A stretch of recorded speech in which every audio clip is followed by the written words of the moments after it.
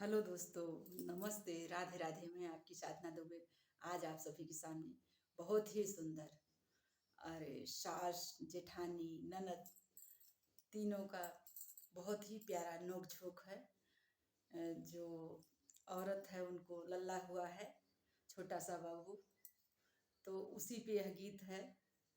देखिए ननद सास जेठानी क्या क्या चुराती हैं, उनको क्या क्या मायके से मंगाना पड़ता है।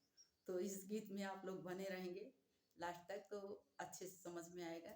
लास्ट की कड़ी जरूर सुनिएगा दोस्तों, बहुत ही प्यारा सोहर का उठान गीत है। हमरे तलाल भय सगरऊ सोर भय, हमरे तलाल भय सगरो जोर भय, पूरा गौआ सोर भय नैहरे में सोर भय हो। बहिनी ये तनी त छोटिनी मोर ससुइया त हसुआ चोराई दीही हो। बहिनी ये तनी त छोटिनी मोर ससुइया त हसुआ चोराई दीही हो। भल की हुए सासु हसुआ चोराई दीहू, हसुआ चोराई दीहू हो। सासु नैहरे से हसुआ मंगऊ बैत नरवा कटाई लेबै हो।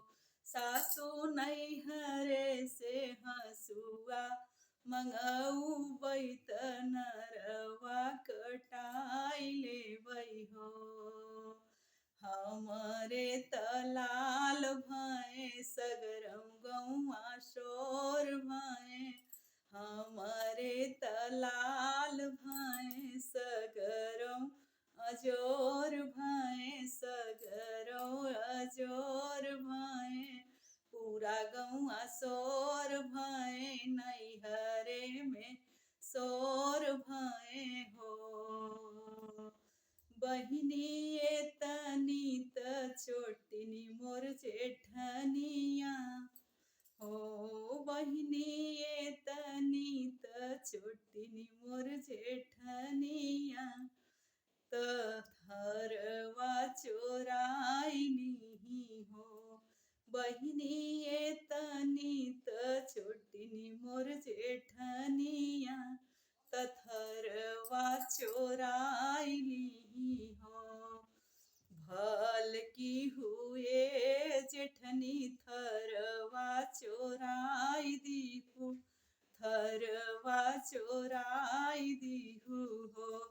जेठनी नैहरे से थरवा मंगऊबै तले डूबन हवाई लेबै हो। जेठनी नैहरे से थरवा मंगऊबै तले डूबन हवाई लेबै हो। हमरे तलाल भय सारा सगरो जोर भय नैहरे में सोर भय हो। बहिनी ये तनी त छोटिनी मोर ननदिया कजरवटा चोराई दियो। बहिनी ये तनी त छोटिनी मोर ननदिया कजरवटा चोराई दियो। अरे भल की हुए ननदी कजरवटा चोराई दीहू, बल की हुए ननदी कजरवटा चोराई दीहू हो।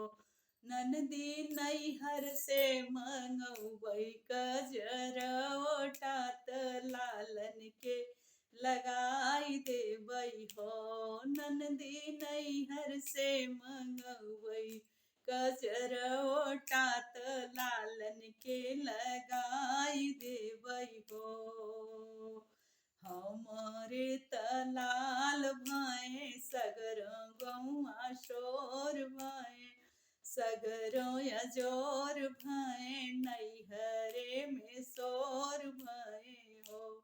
बहिनी ये तनी त छोटनी मोर ननदिया हो। बहिनी ये तनी त छोटनी मोर ननदिया कजरवोटा चोराइनी हो। भल की हुए ननदी कजरौटा तू चोराई दीहू। ननदी नैहरे से कजरा मंगौबै त लाल के लगाई देबै हो। धन्यवाद दोस्तों। यह शोहर का उठान आप लोगों को कैसा लगा?